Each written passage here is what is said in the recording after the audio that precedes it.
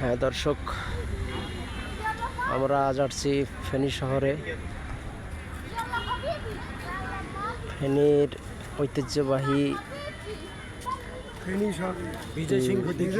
বিজয় সিংহ ডিঘি, যে বিরাট বড় ডিঘি বলে পরিচিত। আমরা সেই তার কিছু তুলে ধরার চেষ্টা করতেছি আপনাদের সামনে। দেখেন বিশাল ডিঘি। আমরা প্রতিনিয়ত আপনাদেরকে নতুন কিছু দেওয়ার চেষ্টা করে থাকি।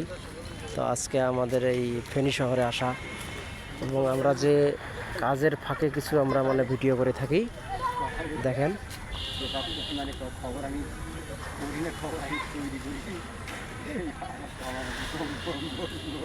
এটা আনুমানিক কত একর হবে ভাই? 37 একর।